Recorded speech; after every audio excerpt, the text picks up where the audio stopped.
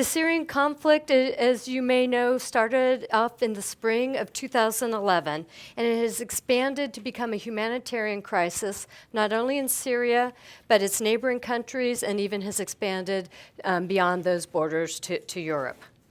Approximately half of the Syrian population is displaced within the country. Over 4.5 million people have fled the country. And over 270,000 people have been killed in the conflict during the past 5 years. Violence continues, notwithstanding the ceasefire that has been, the cessation of hostilities that is called, that has been in place since February of this year. At the same time, many countries are working to try to promote a peace, but at the same time, others are not. Given this context, is there a pathway to peace? And if so, what would that look like? How would that be shaped? And who might lead the country in the future? So tonight's discussion will focus on those issues. And we're very fortunate to have here with us Hrair Balian, who is with the Carter Center and heads the Conflict Resolution Program. Since 2008, he's been responsible for overseeing the Carter Center's efforts to monitor global conflicts and for coordinating initiatives in the Middle East. He also has extensive experience working with non-governmental organizations and intergovernmental organizations in the Balkans, Eastern Europe, Africa, and the Middle East. This brief bio does not justify his vast experience. For those of you who are here, the bio on the flyer for this evening's program provides more detail of his very impressive background. So would you join me please in welcoming Hrair Balian. Thank you.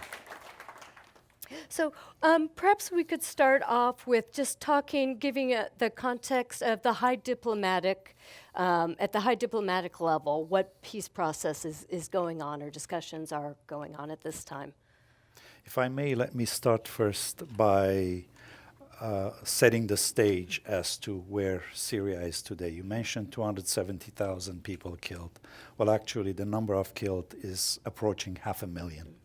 Those figures are old, 250, 270,000.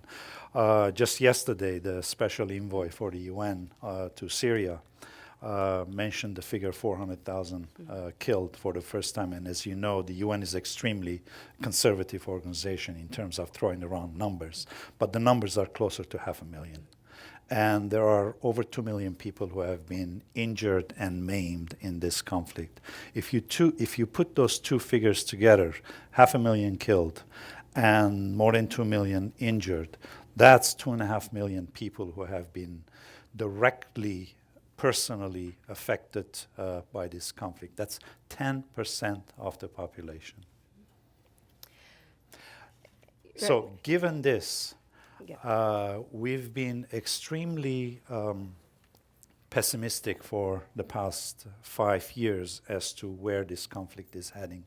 Frankly, we all thought that this would be a 10 to 15 year conflict before it abates. But in October last year, we started to see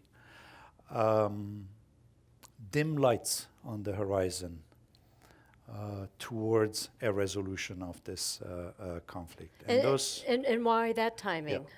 The dim lights appeared when the international community finally came to the conclusion, and in particular 4 countries came to the conclusion that this cannot continue anymore.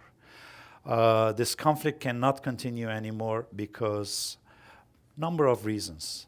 It cannot continue anymore because of ISIS, or as I prefer to call Daesh, the Arabic acronyms for the organization that is causing mayhem, really, not only in Syria and Iraq, but as you know, in Europe, Brussels, Paris, etc. And we haven't seen the end of it yet.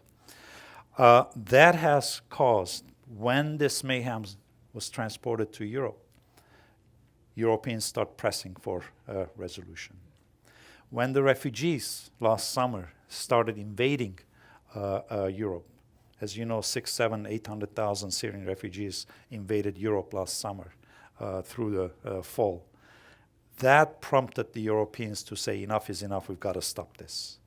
And fortunately, the US and Russia took the leadership of the international community and pressed the international community towards a solution.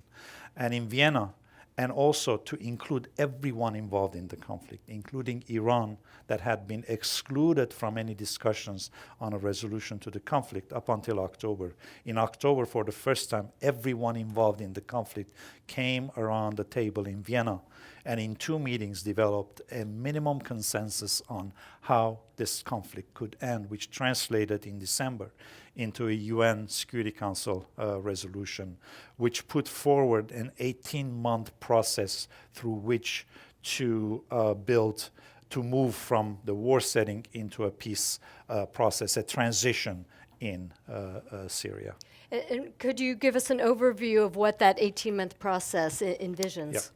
The first step in the process is to start what you mentioned already, the cessation of hostilities. It's really a ceasefire. And for the first time in 5 years, we saw a nationwide, countrywide ceasefire take hold in Syria.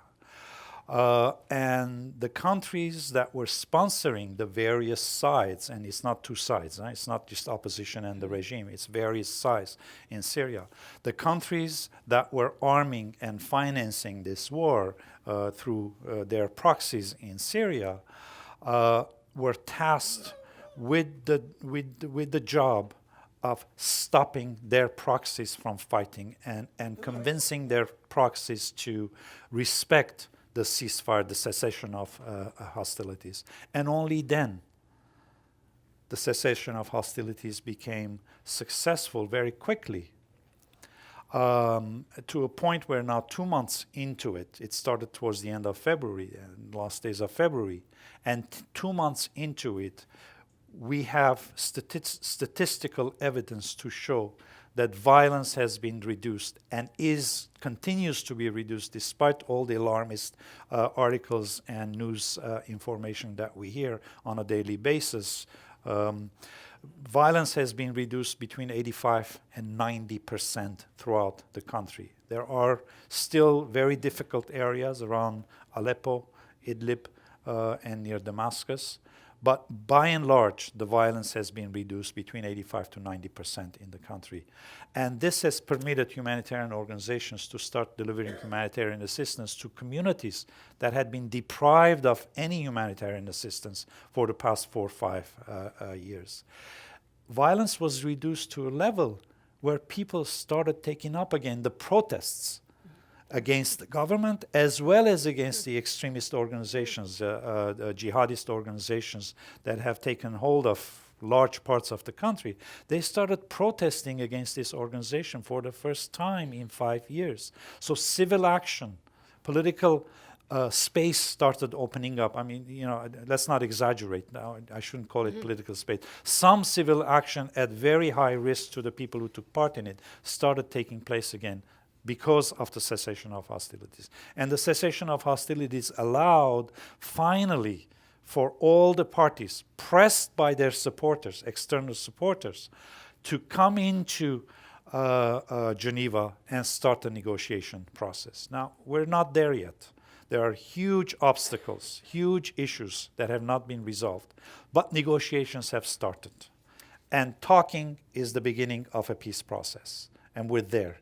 And this is supposed to be, the UN put forward an 18-month process that is supposed to see, beyond the cessation of hostilities, a negotiated power-sharing arrangement between the government, the regime of Bashar al-Assad and his allies, and some of the opposition elements who have been fighting against the government. So they're supposed to form a power-sharing arrangement. We're nowhere near that yet. Secretary Kerry and Foreign Minister Lavrov announced 3 weeks ago, that he wants this in place by August the latest. Inshallah, as we say in the Middle East. For the power-sharing agreement to for be in a place by power-sharing then. arrangement. Yeah. And another step in the Security Council resolution, peace plan, is that within 18 months, Syria is supposed to see a new constitution, a new democratic constitution. I dare not say democratic, but that's what the resolution calls for. But a constitution which will allow the power sharing arrangement to be based on a constitutional framework. Has the Syrian regime said that it would be open to a power sharing agreement? Well, this is the Security Council resolution that obligates the Syrian regime to agree to the power sharing arrangement, the constitution, and eventually at the end of the 18-month period to new elections, more democratic than the country has ever seen. Now, we have a situation where still the opposition is demanding maximum change, and the government that is willing to do less than minimum change. What's going to allow these two parties to come closer and put in place the necessary, sufficient change to allow the transition to take place is their sponsors. Russia is very, very serious about pushing this political process forward. The US is very serious about pushing the political process forward. US and Russia, with their allies, respective allies, have influence on the various sides fighting in Syria and arguing in Syria. And it's up to them, it's going to be up to them first to make sure that the ceasefire holds, and second to make sure that their various sponsored sides would in fact reluctantly, most likely, reluctantly put in place the changes necessary to put the country in a transitional process. Now, all of this is easier said than done, obviously. There are lots of spoilers, including some of the countries in the neighborhood who have been playing the spoiler role, and they have not stepped back yet and, so to speak, seen the light to change their behavior. Which countries would you put one. in that? Yeah. Turkey is one. And what is has been playing a spoiler role. And what are its interests or its goals in the matter, in the area? Turkey has sponsored and supported some of the most destructive forces in the Syrian conflict on the opposition side, some of the most jihadist forces in the opposition side. Turkey has allowed its borders to be used for ISIS recruits to come into the country almost free up until about 6 months ago. Now they're trying to restrict it. Turkey has two interests. Turkey does not want to see Assad survive in any way, shape, or form. And secondly, more importantly for Turkey, Turkey does not want to see the Kurds in Syria to get any level of autonomy in the country, which would be then inspiring the Kurds in Turkey, with which they are in conflict, have been in conflict for the past year, to be encouraged or develop cooperation between the two sides. Yeah. And what role has the Carter Center been playing in any of these discussions or behind the scenes? From the very beginning of this conflict, we were very alarmed by the fact that the international community had written off the Assad regime, and expecting the Assad regime to disappear from the face of the earth, as the Mubarak in Egypt did, Ben Ali in Tunisia, and Yemen and Gaddafi in Libya did. We kept saying to the international community, we know Syria, we've been working there in Syria with the regime and the opposition for a number of decades, number of years now. And we kept telling the international community, including Washington, that Assad is not going anywhere. Let's not write him off so quickly. Try to engage him and involve him in a transitional process. And unfortunately, no one in Washington listened to that, and they wrote him off. And they cut off all relations, together with the Europeans, cut off all relations with Assad, and he was left in the hands of Russia and Iran to pursue its intransigent approach. So we've been involved from day one to try and change the international community's behavior in Syria.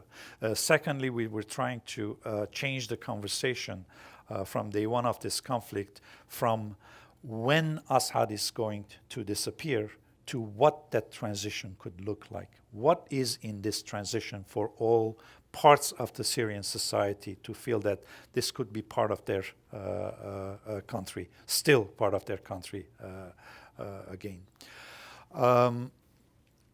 And since then, we've been trying, together with Syrian colleagues from across the political divides, from pro-government, pro-opposition, and most importantly, the middle of the Syrian society, the silent majority, civil society activists, together with them to develop a vision of what's transitional and future Syria could look like.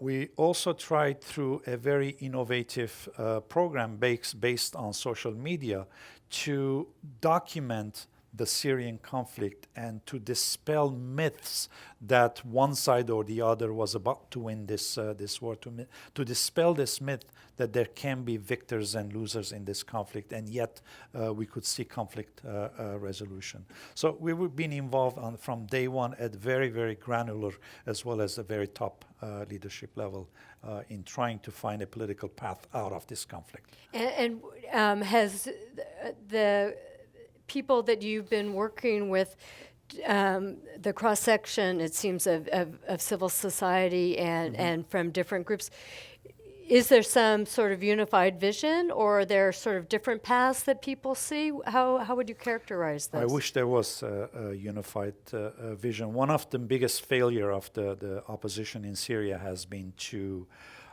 be so fragmented from day one of this conflict and continue to be fragmented throughout this conflict to date, today. Through our analysis and social media analysis that we develop, we've been able to document the formation and development of 7,000, I repeat, 7,000 opposition armed groups in Syria. Not all 7,000 exist today. Some of them have just died away. Some of them have given up the fight, disappointed. Others have merged with other organizations. But I would think that about 1,000 still, different, distinct armed groups still exist in Syria today, from very Islamist ones to very nationalist, secular ones, who are assembled around perhaps 100 larger organizations still active in the Syrian conflict. The political opposition is also very much divided. Basically, too many leaders, members of the political opposition sold the revolution, sold the noble aims of changing Syria to the highest bidders, basically, whoever paid them most. And we end up with the mess we have now in Syria. When we hear about negotiations at the UN, Vienna, and so on, who represents civil society? Not the armed groups, but who represents the people? Is there a coalition? Are there as many splinter groups as you mentioned, or how does that work? There are two main negotiating parties in Geneva today. The government, obviously, and the opposition, which under Western, US, Saudi, etc. pressure, formed a unified opposition negotiating committee. It's called the High Negotiating Committee. That met in December in Riyadh, formed this committee through pressure and bribes and what have you, formed this committee, unified negotiating committee, and came to Geneva for the negotiation. Out of this were left the Kurds. The Kurds are still outside of the tent. They're not part of the negotiations. But civil society, all credit due to Staffan de Mistura, who's the UN Special Envoy for Syria in charge of these negotiations. He, from the back window and the back door, was able to bring in various civil society organizations into the tent as advisors, so to speak. But nonetheless, they're there inside the tent.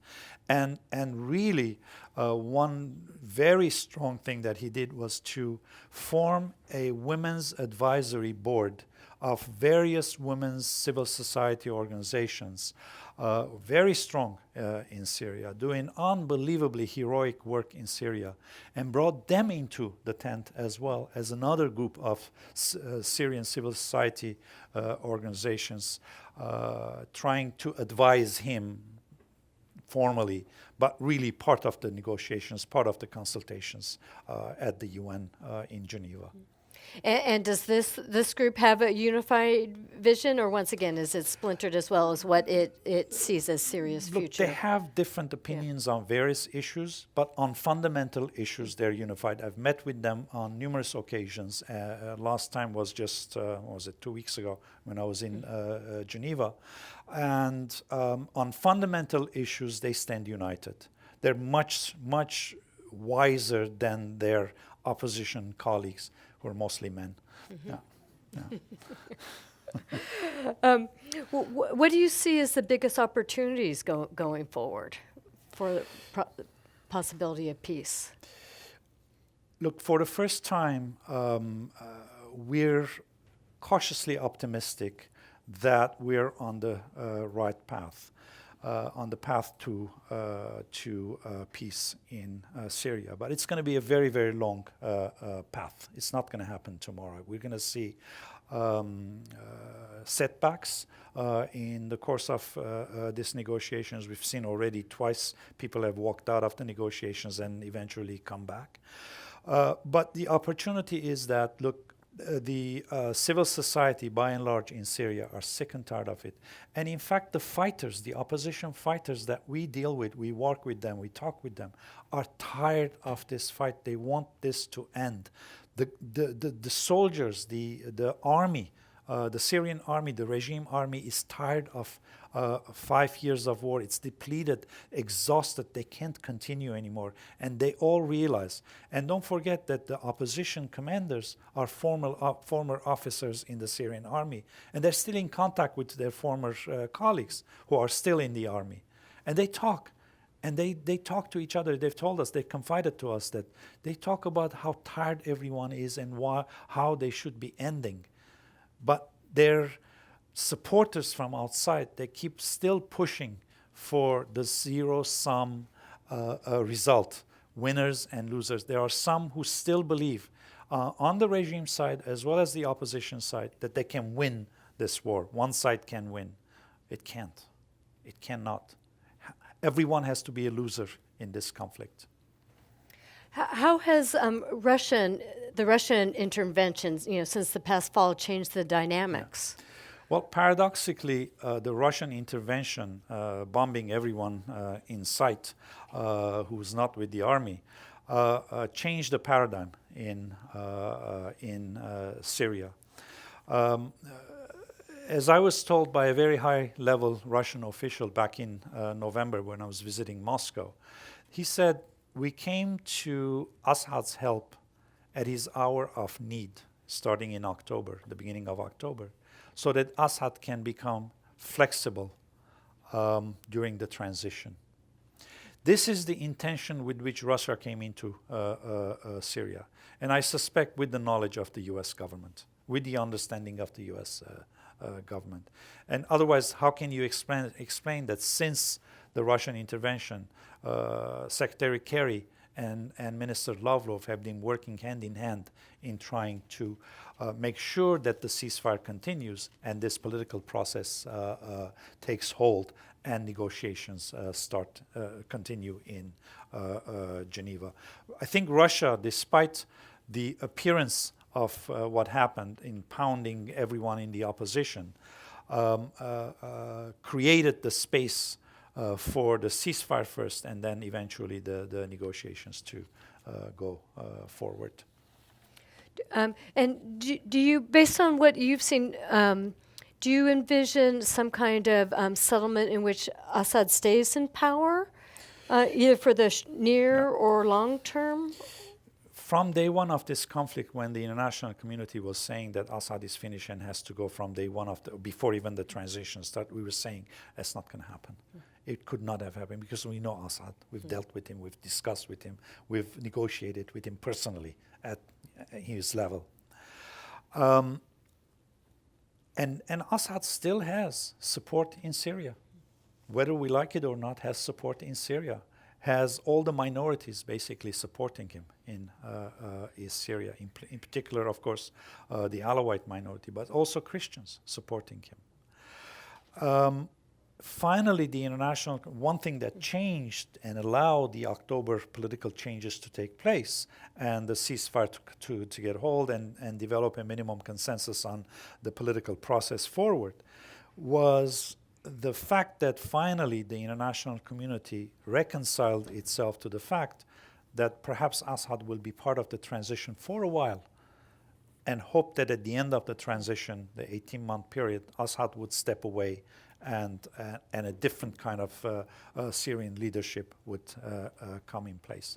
So I would not be surprised if Assad is part of the transitional power-sharing government and continues in power until the new constitution takes hold within 18 months and new elections take place. One way in which Assad can live and save face, and also his supporters, Iran and Russia, save face, is to change the system of governance in Syria from a presidential system to a parliamentary system in which a cabinet and a prime minister or a president of a council of ministers rules the country in more collective form than a single president, all the powers that single president has now. And that could be a face-saving way in which Assad can step down and say he doesn't want to be a figurehead president. Because right now, under the current constitution, he has essentially all the power. All the powers. I mean, executive, legislative, judiciary, you name it, he rules everything. I mean, and that's how the constitution is framed.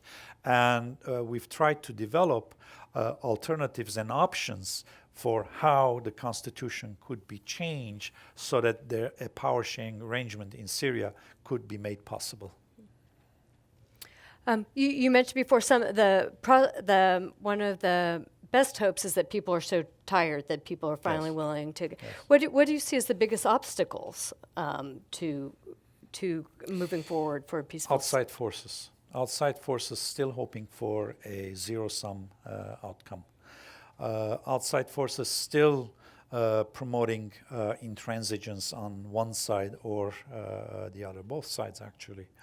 Outside forces, whether they're governments or charities, foundations, or rich individuals funding parts of this war, parts of the various groups fighting in and what are some examples Syria. of these various actors, outside actors? I mean, who's funding some of the very hard-line Islamist forces in Syria?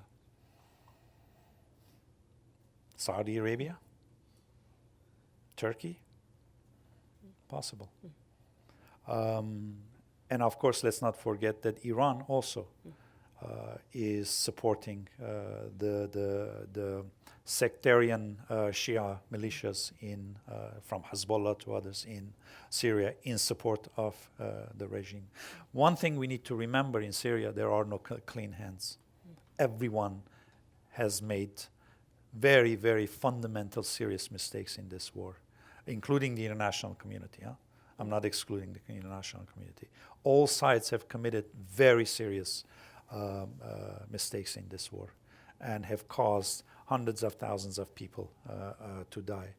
2-3 years ago, when we were promoting some of the conclusions that they've come to now, they say, oh yes, you were right 3 years ago. You know, some of the people we talked to, we should have come to that conclusion 3 years ago. But at least we've come to that conclusion now. Well, yeah, sure, $300,000 more people dead. After 300,000 more people have died, yes, you've come to the same conclusion. And how does ISIS and al-Nusra fit into the power dynamics? ISIS in particular, and perhaps al-Nusra also, Nusra Front also, which is an al-Qaeda affiliate, will most likely not be part of any political deal coming up. As you may know, the ceasefire arrangement does not apply to ISIS or al-Nusra. The war continues against them, and everyone has agreed that those are terrorist organizations. They have to be fought, and they have to be basically eliminated from Syria. But military force alone will not get rid of ISIS or Nusra. Nusra is divided internally. There are those who have been advocating that perhaps they should agree to this ceasefire and join the rest of the opposition, trying to join the power-sharing arrangements. Other in the Nusra front, the more Al-Qaeda hardcore types, want to continue the fight no matter what against the West, the Crusaders, etc. And ISIS, forget it. I mean, they don't want to talk with anyone. Us at the Carter Center, we talk with anyone willing to talk to us, because our philosophy is in conflict resolution. You don't exclude anyone from discussions if you want the conflict to be resolved. You have to talk with everyone. But we don't talk to ISIS because they're not interested. And secondly, no one can give me a guarantee that if I try to talk to them, my sons and daughter and sister will not see my head being chopped off on television. Okay, there's no guarantee to talk to them. Right. Yeah. Well, thank you on that. Now, as you know, we've been gathering cards from the audience, and so we'll turn now to some of the questions from you all.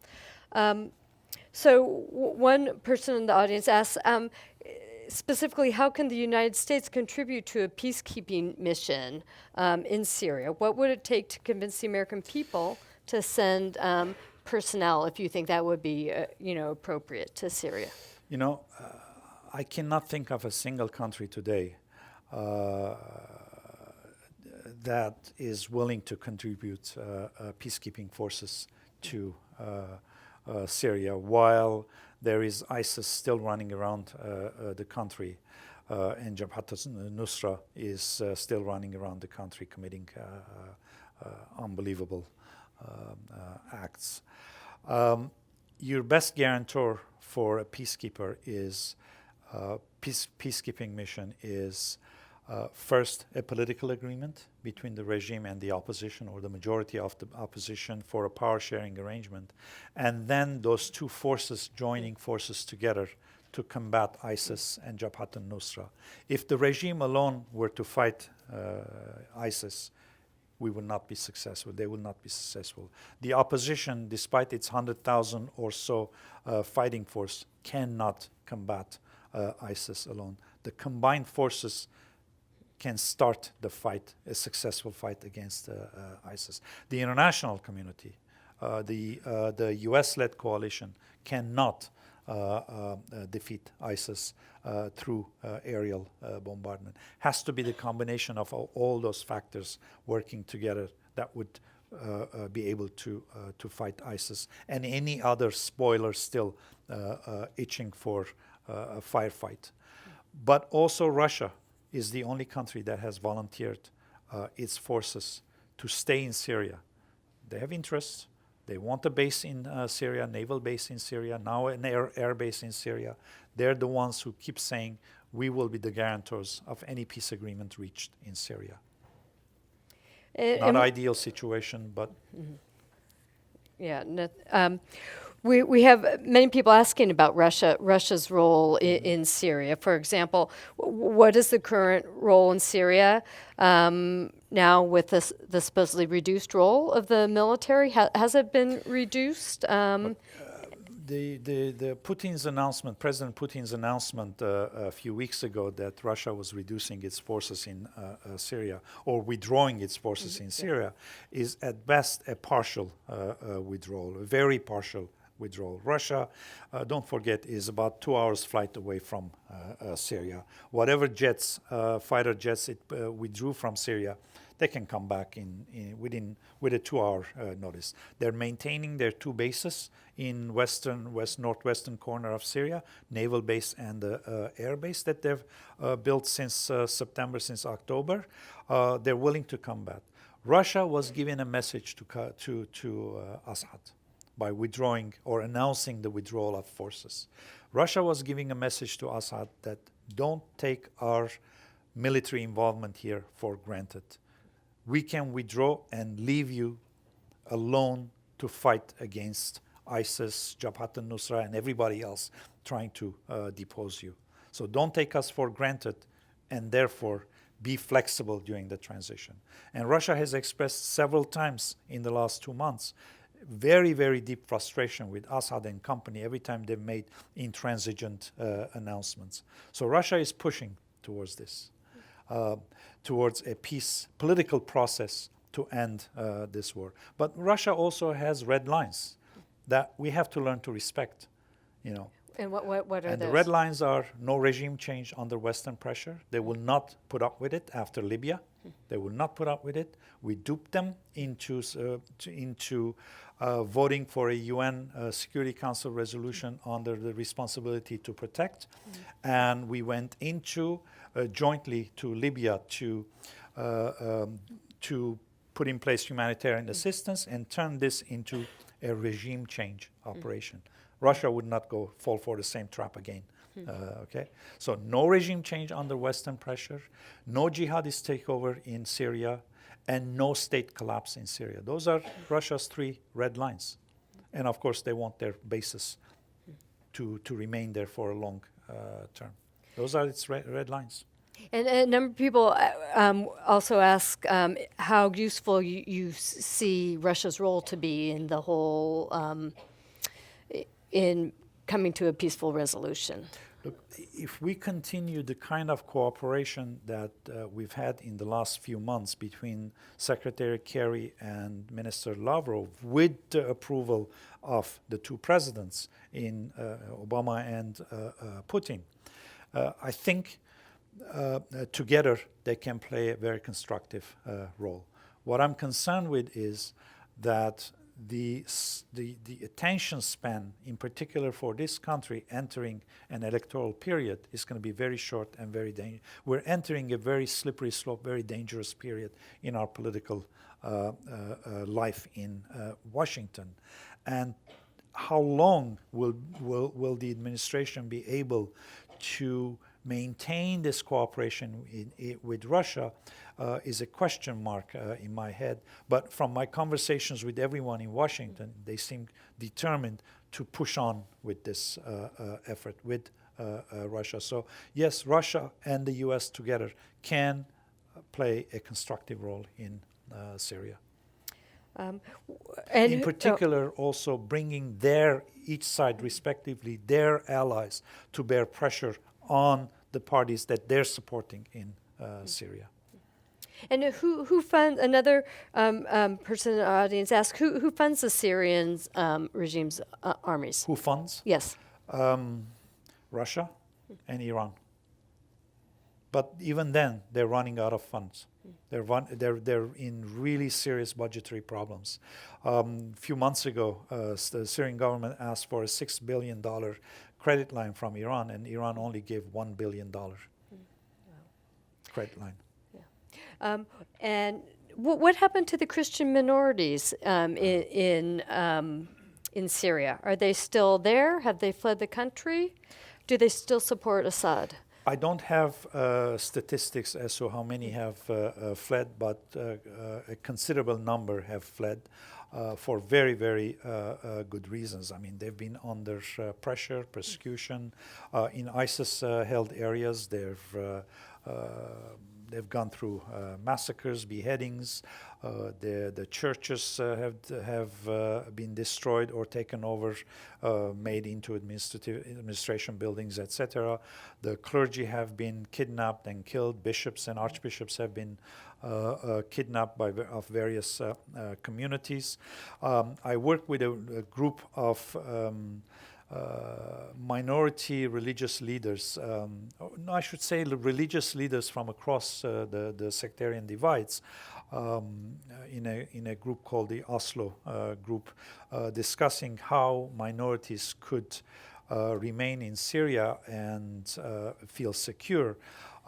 they feel under huge pressure and threat. Many of them have left. Others are still there and still clinging to the regime. But some among the leadership of minorities are fed up with Assad's both incompetence for the way in which he's run the war and an inability to make any concessions to find some sort of a political accommodation with the other side. And even his own community, the Alawite community, signed a petition just a few weeks ago, less than a month ago, I can't remember exactly when it was,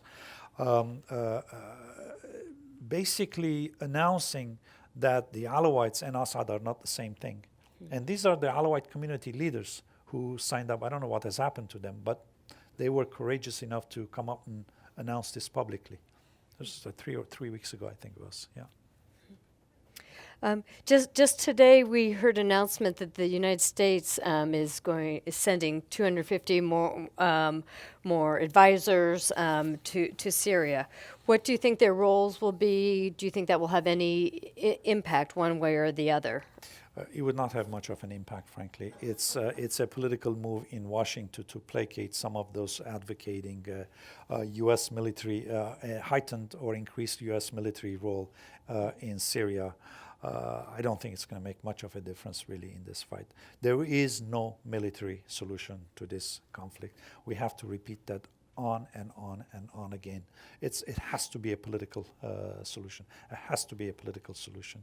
And the more we pour weapons into the country on the opposition side, we meaning the US and our allies, the more intransigent we make the opposition, and we feed them dreams that perhaps there's a chance that they can win this fight. There's no way. Can a political power-sharing arrangement be established without ISIS first being defeated? Yes, it has to be. The power-sharing arrangement has to be established before ISIS can even, the whole ISIS conundrum can be addressed. Because the united military effort against ISIS, on which any victory against ISIS depends, united meaning the Syrian forces united, depends on a power-sharing arrangement at the political level in the first place, before the armies can join forces together. And I didn't know if we could focus a little bit more on, you touched upon the Kurds, Turkey and the Kurds. How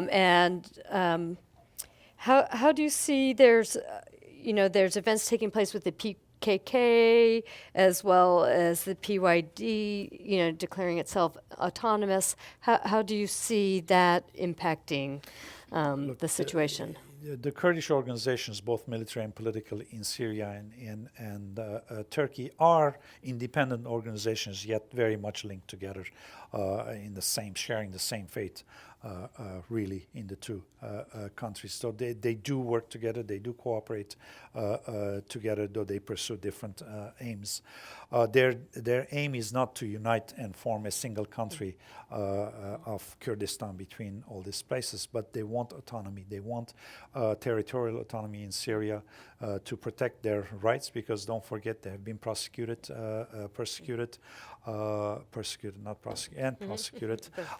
for decades in Syria and in Turkey, and they do have a common cause in trying to fight their respective dictatorships. Yeah. Well, this one, what is your prognosis for the presidential candidate's impact on the Syrian conflict? Here, yes, American, yes. Do you want to get into that subject? All right. Well, need I say anything if Trump and company won? No. Frankly, I'm not too optimistic if Hillary wins. And why is that? She's been quite a hawk in the past when she was in the Senate and when she was a Secretary of State. And I'm not sure, frankly. And that's my personal opinion. It's not a Carter Center opinion. Yes. We are a non-partisan organization. Sorry, the audience made me ask that. So,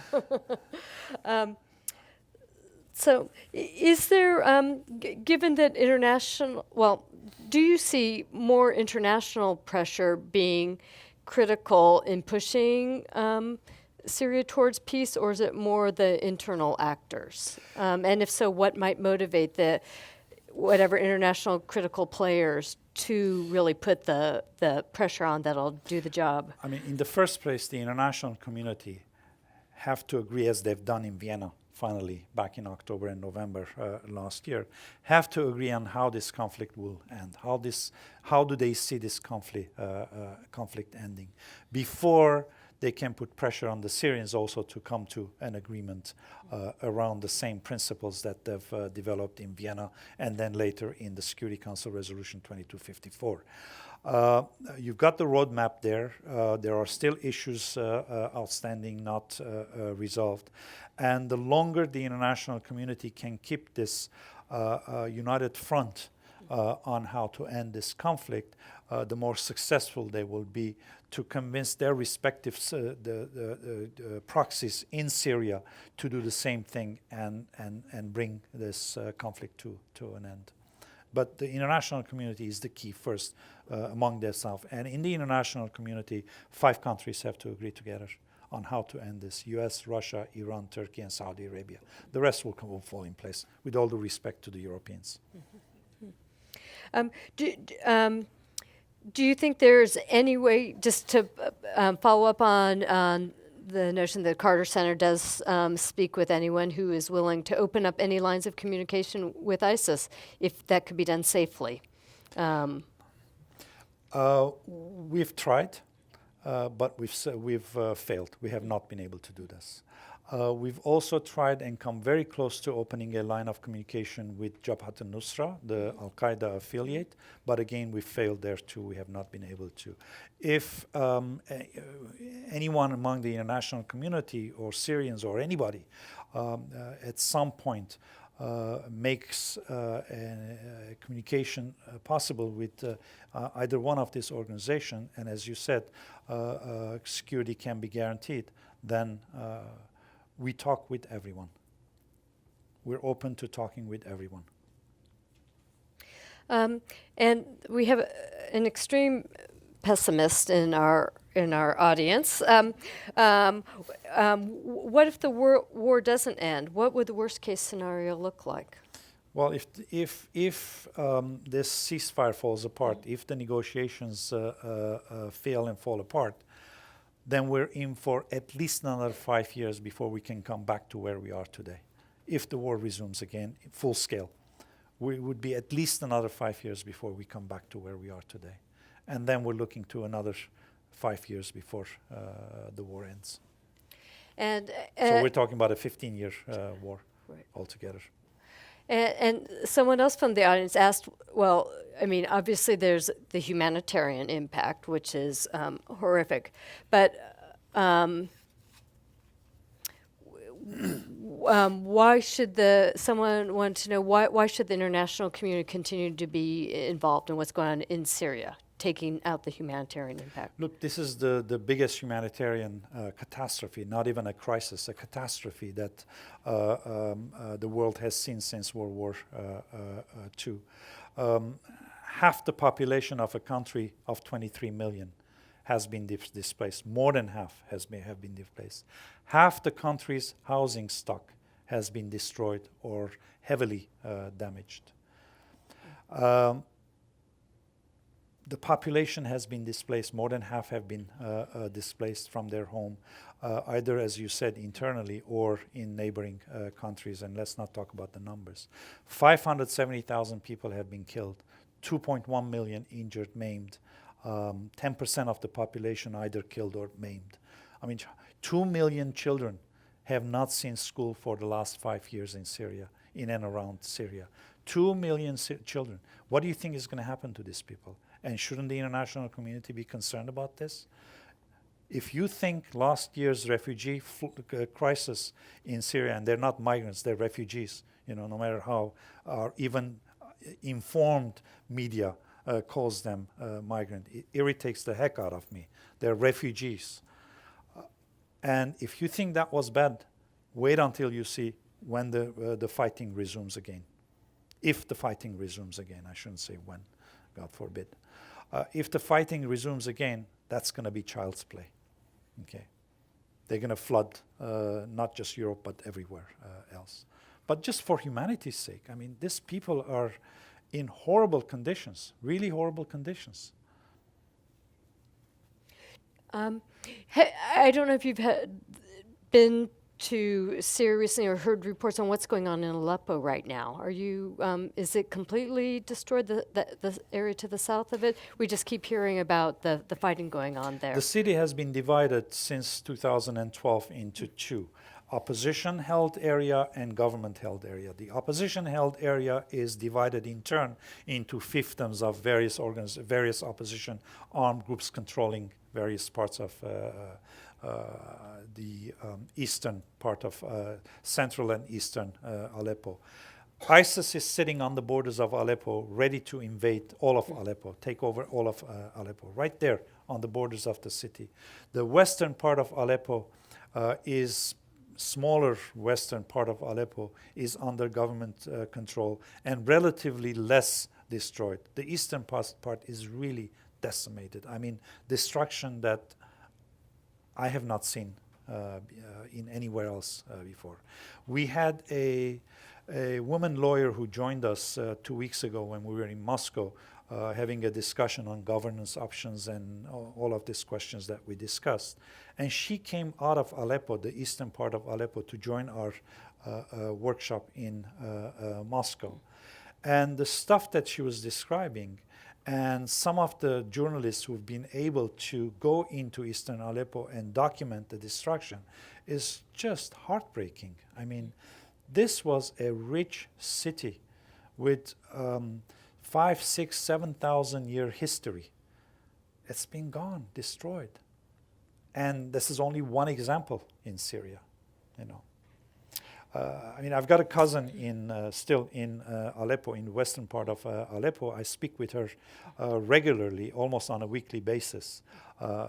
Believe it or not, Skype still works there. And she's my sort of weather vane as to what's going on. When the ceasefire started 2 months ago, and I called them after the second or third day of the ceasefire, and her husband was crying on Skype. He says, "Hrair, we're not used to this. It's so quiet, I can't sleep at night. There's no bombardment, there's no shooting, I can't sleep at night." Yeah. Gallows humor, huh? Yeah. You mentioned that you were having discussions with the lawyer about perhaps transitions. One thing that I read I thought was very interesting, that some people, and I think the Carter Center has been talking about one of the prior constitutions that Syria had that apparently was a good one. I didn't know if you could talk a little bit about that. Yes, I mean, a lot of the opposition, various opposition groups advocate that for the transitional period, Syria should go back to a constitution that was adopted in 1950 in a relatively more democratic way. People voted on it. There was a referendum, sort of acceptable referendum in which they voted and put in place this constitution. And it was developed in a constituent assembly where experts and citizens from around the country had a say in developing this constitution. But it was 1950. I mean, a lot has happened since 1950. Governance concept have changed since 1950. Syria has signed 30, 40 international instruments, human rights treaties, and the international community has developed international treaties on various human rights issues since the 1950s. None of this are included in that constitution. What we've been saying is that take the current constitution, as defective as it is. We've developed minimum amendments to that constitution only to allow for the transition to take hold, a power-sharing government to take place, and bring the country in a power-sharing arrangement from where it is today to 18 months from now, when there is a completely new constitution, and then fundamentally change the country and have elections under the new constitution. But for the moment, when the government is unwilling to change anything, the opposition wants everything, changed. Let's just agree on minimum changes to the current constitution and allow the transition to move forward. That's what we need to accomplish, not much more. The more ambitious we are in changes for the transitional period, the more difficult will be the changes to be acceptable by everyone. And could one say that there's parallel tracks going on about discussions about the Constitution transition and trying to stop the war, or is that not really a fair way to see it? Well, both the U.S. and Russia have taken a lead on developing concepts of what the future constitution of Syria would look like. Our line has been that the Syrians have to decide that, not the international community. The more changes in Syria are Syrian-owned, the more successful the implementation of the changes would be. And the options of constitutional changes that we've developed it with Syrian colleagues from across political divides. We've brought in pro-regime people into our workshop, pro-opposition people, the middle civil society people who have no horse in this race, but a peaceful transition. And the armed groups, we've brought them into the discussion process to together to develop the changes that they would like to see, the vision that they would like to see of changed Syria. It's really their product, what we have developed. Okay, we've facilitated this work for them. And despite what the US and Russia have done in the discussions 2 weeks ago in Moscow and last Thursday when I was in Washington, very high levels, they told us that, yes, we're all thinking about the same thing, but you guys have done much more work on this. You are much more advanced in this work than we are. And both sides, Russians and the Americans, have invited us to come to brainstorming sessions with a larger group of people not next week, the week after in Washington and a few weeks later in Moscow. And they've told us that, the input that we've provided have enriched their own thinking, and they want us to do more of the same kind of work, as well as the UN negotiator. One person in the audience asked, would the current situation be different or less dire if the United States had not invaded Iraq? Well, the original sin. Yes. Unequivocal, yes. Absolutely. Yeah. The reason Iraq is a failed state today is, yes, the 2003 invasion and what followed. And that has had repercussions in Syria. Daesh, or ISIS, owes its existence to the original sin of U.S. invading Iraq in the first place. One person in the audience wanted to hear a little bit more about Aleppo. How did it become so destroyed? Was it forces on various sides, or is it one side or the other? Look, when you have a war in an urban setting, the inevitable outcome is utter destruction all around you.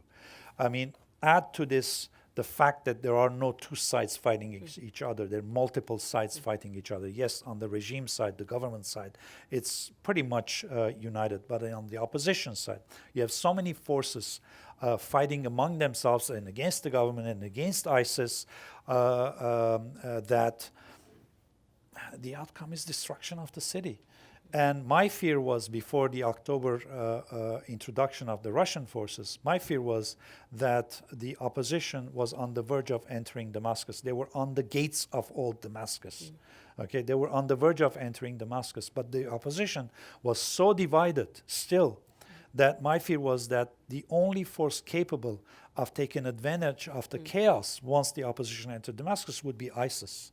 And Damascus would meet the same exact fate as Aleppo, Homs, Idlib, you name it.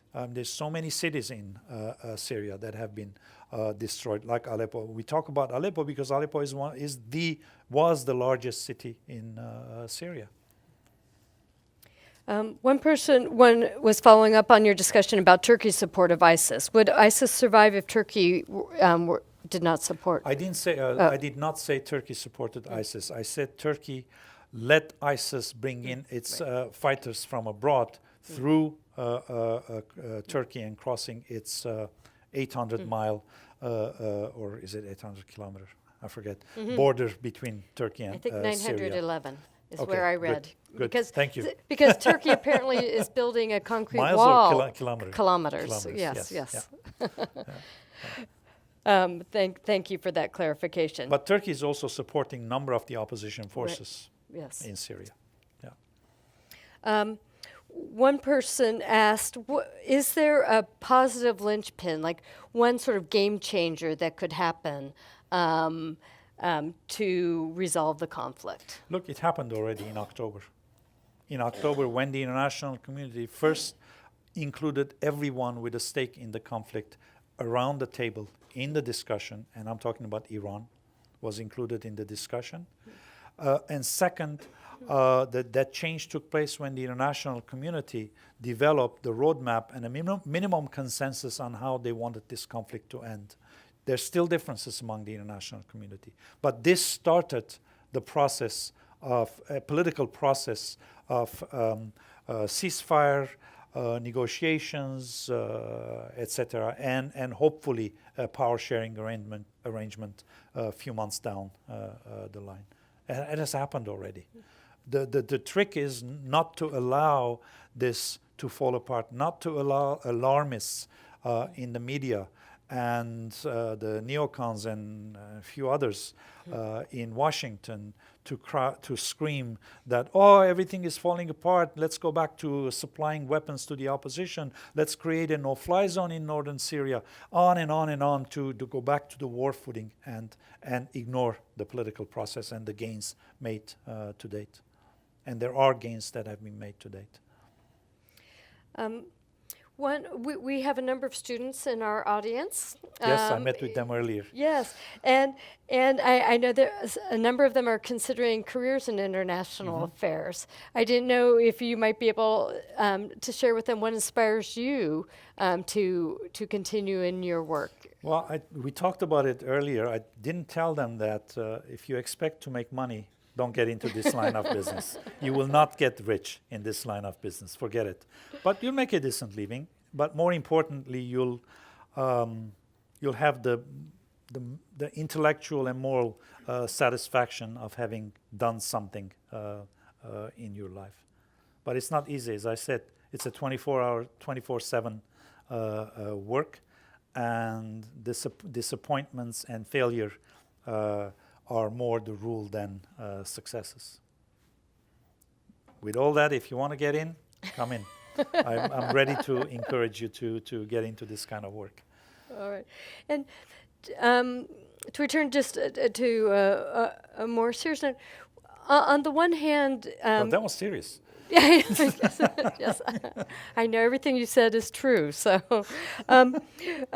we talk about the different countries and powers that you're saying are necessary players, but in some way, does that then take the decisions out of the hand of the Syrians by including that? No, that's not what I meant at all. What I meant is that with the different sponsors and supporters of various groups in Syria, the Syrians themselves will never be able to reach a consensus and an agreement on how to move forward. Yes, this has to be a Syrian-driven process. It has to be the Syrians who would want to establish peace. But as long as the international community is not in agreement on minimum roadmap as to where the country should go and how this should end, there will be spoilers among the international community who would push one side or the other, or one group on one side or the other, to reignite the fire, as we've seen in the last 3-4 years. Yeah.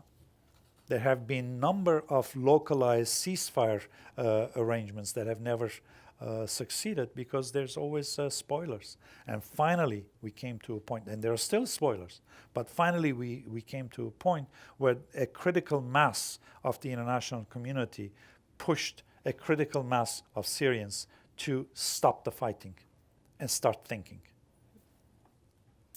Well, on that note, before we go to the floor for discussion with those of you who are in the room, I would like to say goodnight to our radio listeners and thank Hrair Balian for an excellent discussion. Thank you.